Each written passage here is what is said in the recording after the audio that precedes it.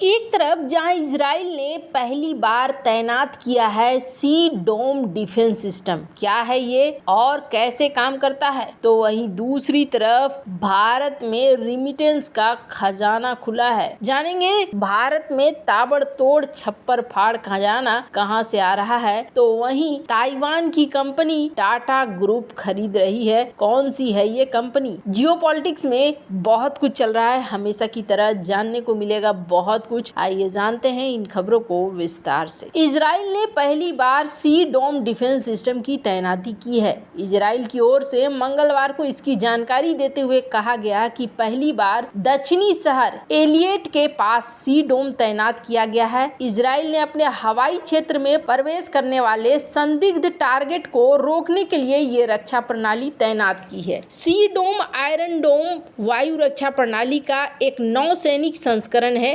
जहाज पर लगी इस रक्षा प्रणाली का इस्तेमाल समुद्र में रॉकेट और मिसाइल हमलों से बचाव करने में किया जाता है। इजरायली सेना के मुताबिक सार 6 श्रेणी के कॉर्वेट जर्मन निर्मित युद्धपोतों पर सी डोम का इस्तेमाल किया गया है। ये आयरन डोम की ही तरह इंटरसेप्टर का उपयोग करता है। लैंड बेस्ड आयरन डोम का इस्तेमाल रॉकेटों को रोकने के लिए किया जाता है। फिलहाल के समय में हमास नियंत्रित गाजा पट्टी से दागे गए रॉकेटों को रोकने के लिए आयरन डोम का इस्तेमाल किया जाता है। सी डोम समुद्र में रॉकेट और मिसाइल हमलों से बचाने के लिए एक नौसैनिक रक्षा प्रणाली के रूप में काम करता है। इजरायली रक्षा बलों ने सोमवार शाम इलियट क्षेत्र में सी डोम की तैनाती ऐसा माना जा रहा है कि इस वक्त जो ईरान से टेंशन है, उस ईरान के टेंशन की वजह से भी हो रहा है। जहां एक तरफ ये सब कुछ हो रहा है, वहीं दूसरी तरफ पूरी दुनिया भारत की तरफ टकटकी लगाए हुए है। उसे भारत की ग्रोथ पर पूरा भरोसा, इस बात से इनकार नहीं किया जा सकता है। देश ग्रोथ इंजन के रूप में चीन से आगे निकल जाएगा, लेकिन बड़ा सवाल है कि ऐसा कब तक होगा। ब्लूमबर्ग के एक विश्लेषण में माना गया कि भारत अगले कुछ सालों में यानी 2028 तक चीन से आगे निकलने की संभावना है। पिछले ही साल भारत ने दुनिया के सबसे अधिक आबादी वाले देश के रूप में चीन को पीछे छोड़ा। घरेलू शेयर बाजार उम्मीद के रथ पर सवार है और ये नई ऊंचाइयां छू रहे हैं। विदेशी निवेशक भारतीय शेयरों में जमकर पैसा लगाने में जुटे हैं। बीएसई में सूचीबद्ध सभी कंपनियों का कुल बाजार पूंजीकरण सोमवार को पहली बार 400 लाख करोड़ रुपए पार कर चुका है। सिर्फ इतना ही नहीं, भारत से एप्पल आईफोन का निर्यात बढ़ा है। साल 2022-2023 में एप्पल भारत से 5 अरब डॉलर के निर्यात का आंकड़ा पार करने वाला स्टैंडअलोन ब्रांड बन गया है। इन जैसे फैक्टर और इंफ्रास्ट्रक्चर विकास की दिशा में मोदी सरकार के निरंतर प्रयासों को मिलाकर ये माना जा रहा है कि भारत वैश्विक आर्थिक विकास के इंजन के रूप में चीन से निरंतर प्रयासों को मिलाकर ये माना जा सकता है कि भारत वैश्विक आर्थिक विकास के इंजन के रूप में चीन से आगे निकल जाएगा। ब्लूमबर्ग इकोनॉमिक्स विश्लेषण में कहा गया कि भारत 2028 तक दुनिया का आर्थिक विकास इंजन बन सकता है। वो क्रय शक्ति के आधार पर ग्लोबल डेवलपमेंट में नंबर 1 कंट्रीब्यूटर बनने की क्षमता रखता है। पीपीपी वस्तुओं और सेवाओं की लागत में अंतर को समायोजित करके देशों के बीच आर्थिक उत्पादकता और जीवन के स्तर की तुलना हो सकती है, जिस पर कहा जा रहा है कि भारत यहां आगे निकल जाएगा। भारत के पक्ष में क्या बातें हो रही हैं? एक बड़ा फैक्टर है जो देश की आर्थिक तरक्की को रफ्तार दे सकता है, वो इसकी बड़ी और युवा आबादी है। ब्लूमबर्ग के अनुसार, हमने पहले भी आपको इस बात को बताया है। अब इसी कड़ी में एक बड़ी चीज देखने को मिल रही है। अमेरिका के दिग्गज कंपनी एप्पल के लिए कॉन्ट्रैक्ट पर आईफोन बनाने वाली ताइवान की एक और कंपनी टाटा ग्रुप की झोली में आने वाली है। सूत्रों के मुताबिक टाटा ग्रुप ताइवानी कंपनी पेगाट्रॉन की इंडिया यूनिट में मेजॉरिटी स्टॉक खरीदने की तैयारी में है। दोनों कंपनियों के बीच बातचीत एडवांस स्टेज में है। इससे पहले टाटा ग्रुप एप्पल के एक और कॉन्ट्रैक्ट मैन्युफैक्चरिंग विस्ट्रॉन को खरीद चुकी है। सूत्रों का कहना है कि ये डील आने वाले 2 से 3 महीनों में पूरा होने की उम्मीद है। हालांकि अभी तक ये साफ नहीं हो पाया है विस्ट्रॉन की तरह अधिग्रहण होगा या जॉइंट वेंचर। अभी दोनों विकल्प खुले हैं। पेगाट्रॉन और फॉक्सकॉन की तरह विस्ट्रॉन भी एप्पल के लिए कॉन्ट्रैक्ट पर आईफोन बनाती है। टाटा ग्रुप ने पिछले साल नवंबर में 12.5 करोड़ डॉलर में में इसकी लोकल यूनिट को खरीदा था और आईफोन बनाने वाली पहली भारतीय कंपनी बन गई। टाटा के पेगाट्रॉन की खरीद की संभावना के बारे में पूछे जाने पर इलेक्ट्रॉनिक्स, आईटी और रेलवे मंत्री अश्विनी वैष्णव का कहना है कि ये जानकर खुशी होगी कि मोबाइल फोन निर्माण में भारतीय चैंपियन उभर रहे हैं। जैसे जैसे ये सेक्टर बढ़ रहा है, ज्यादा से ज्यादा युवाओं को रोजगार के नए अवसर मिल रहे हैं। एक सूत्र ने कहा कि इस डील की रकम विस्ट्रॉन सौदे से कम होने वाली है। इसकी वजह यह है कि पेगाट्रॉन एक छोटी कंपनी है। जब यह अधिग्रहण पूरा होगा तो उत्पादन लिंक्ड प्रोत्साहन स्कीम के तहत 2 साल से कम समय बाकी रहेगा। एक सूत्र ने कहा कि टाटा ग्रुप अपनी सहायक कंपनी टाटा इलेक्ट्रॉनिक्स के जरिए ये डील पूरा करने की तैयारी में है। जानकारों का कहना है कि एप्पल इस डील को जल्द से जल्द बंद कराना चाहता है ताकि एनुअल लॉन्च से पहले ओनरशिप को लेकर किसी तरह का कंफ्यूजन न हो। कंपनी सितंबर में नए आईफोन लॉन्च करेगी जिनका प्रोडक्शन जून-अगस्त में शुरू होगा। इस बारे में टाटा ग्रुप, पेगाट्रॉन और एप्पल ने प्रश्नों का जवाब नहीं दिया है। पेगाट्रॉन के भारत में लगभग 9,500 कर्मचारी हैं। वो सालाना लगभग 45 लाख आईफोन बनाती है। कंपनी ने 2022 में भारत में बिजनेस शुरू किया था। भारत दुनिया का दूसरा सबसे बड़ा स्मार्टफोन मार्केट है। पेगाट्रॉन एप्पल के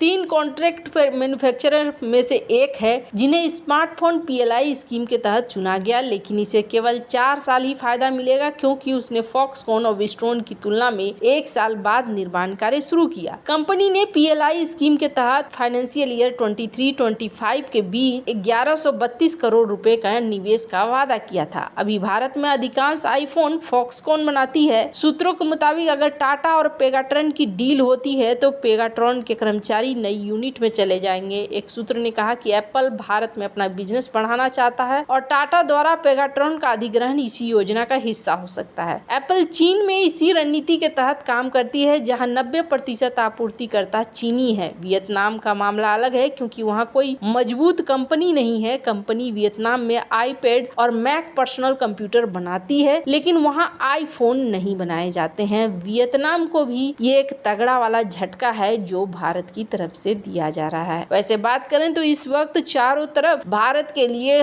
अच्छी खुशखबरी ही निकल कर आ रही है। याहू फाइनेंस की इस खबर को देख सकते हैं जिसमें कहा जा रहा है कि भारत में इंटरनेशनल रिमिटेंस आने का सिलसिला भी बहुत ज्यादा जोर पकड़ रहा है। 2024 के लिए माना जा रहा है कि भारत में जो फॉरेन रिमिटेंस आएंगे वो 146 बिलियन डॉलर के आएंगे, तो वहीं 2028 तक ये फॉरेन रिमिटेंस बढ़ने वाले हैं और ये बन जाएंगे 213 बिलियन डॉलर के। एक बहुत बड़ा उछाल यहाँ देखने को मिल रहा है। कहते हैं ना, जब सब कुछ अच्छा होने का रहता है तो आखिरकार अच्छा हो ही जाता है। भारत के लिए इस वक्त कुछ वैसा ही सीन निकल कर आ रहा है जहाँ एक तरफ चाइना के अंदर आईफोन के उत्पादन में दिक्कत आ रही है और आईफोन को बेचने में भी अब दिक्कतें शुरू हो गई है। चाइना ने कई नियम लाने शुरू कर दिए हैं। तो ये सारी चीजें दिख रही है कि भारत अब यहाँ सुपर पावर बनने की दिशा में बढ़ रहा है। वैसे आपको क्या लगता है, इन सब मामले में आपकी क्या राय है? कमेंट कर जरूर बताएं। जल्द मिलते हैं अगले वीडियो में नई खबर के साथ।